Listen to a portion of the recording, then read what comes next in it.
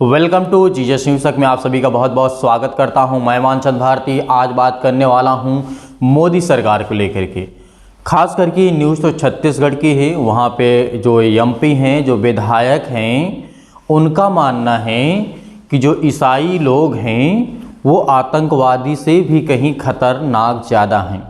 मेरे प्रियो, आज हमें मोदी सरकार के खिलाफ इसलिए बोलना पड़ता है, मजबूरी है बोलना पड़ता है, क्योंकि एक आतंकवादी से आप जिसे देख रहे हैं कि एक आतंकवादी से खतरनाक है ईसाई लोग, ईसाई समुदाय के लोग। जिस तरीके से प्रभु यीशु मसीह को आतंकवादियों ने, जिस तरीके से उस समय विरोध करने वालों ने प्रभु यीशु मसीह को पकड़वाया था, और आज उसी तरीके से आज मोदी सरकार के एमपी और विधायक और असेंबली में बैठ करके, विधानसभा में बैठ करके क्या नौटंकी खेल रहे हैं।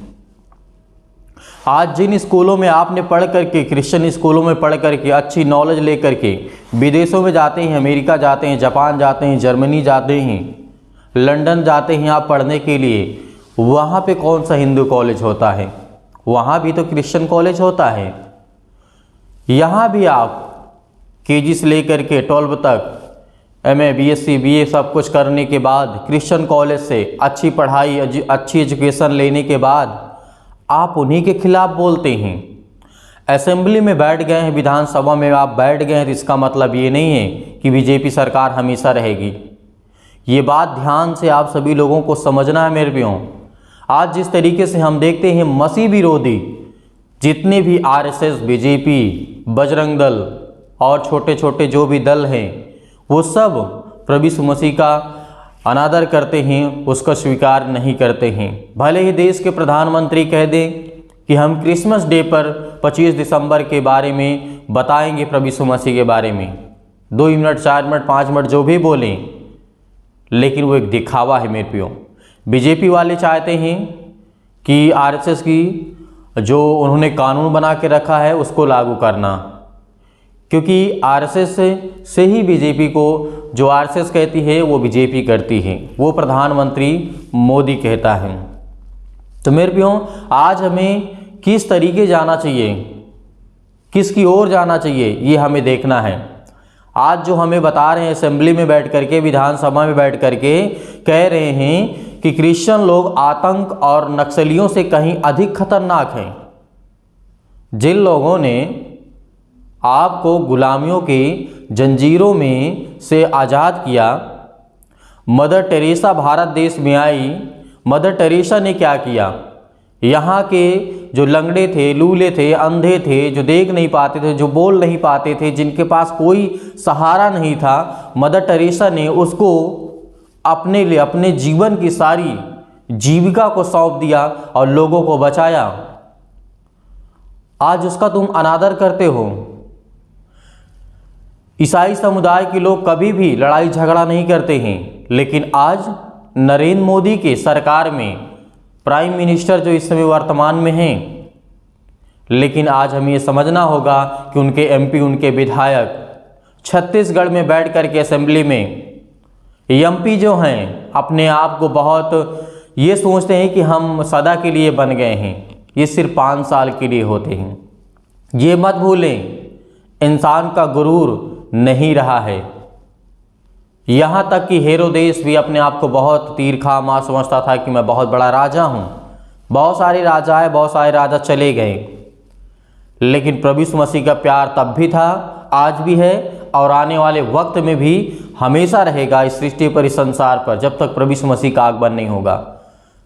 तो जो जहर उगलने का काम करते हैं इनके विधायक, इनके मंत्री, इनसे हमें पूछना चाहिए कि जिस कॉलेज में आपने पढ़ा, जिस कॉलेज में आपने अपने बच्चों को पढ़ाया, आज उन्हीं के खिलाफ आप ये बोल रहे हैं कि आतंकी से और जो नक्सली हैं उनसे खतरनाक कहीं ज़्यादा हैं हम ईसाई लोग, हम प्रभु यीशु मसीह को मानने वाले।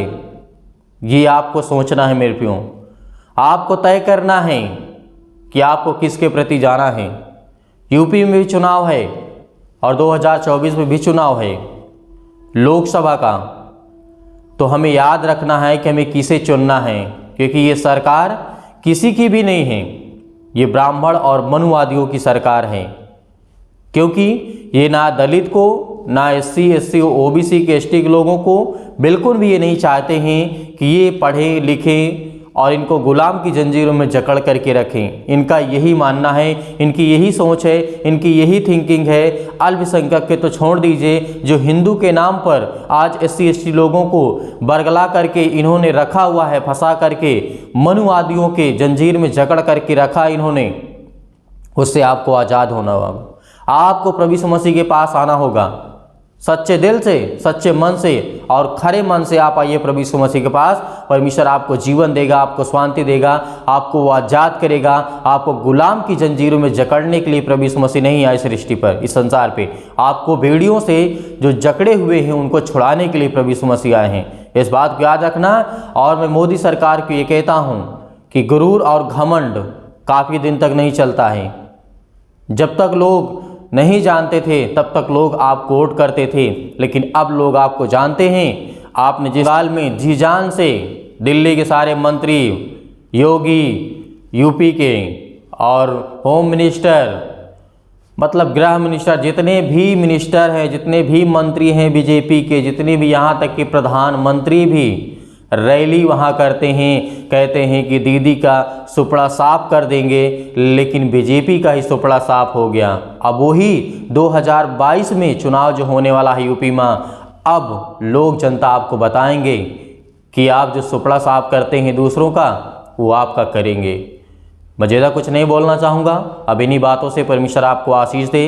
इस वीडियो को ज़्यादा से ज़्यादा लोगों तक शेयर करें ताकि जान सके कि जो नक्सली आतंकी हमको कह रहे हैं उनसे कहीं अधिक मानते हैं। नक्सली और आतंकी से कुछ बढ़ कर के नहीं होता है, उसके आगे और क्या हो सकता है नक्सली और आतंकी से। तो इस बातों को हमें याद रखना है, हमें समझना है कि आज जो जहर उगलने का ये लोग काम कर रहे हैं, इनके विधायक, इनके मंत्री, इनके सांसद, इनके जो भी असेंबली में बैठते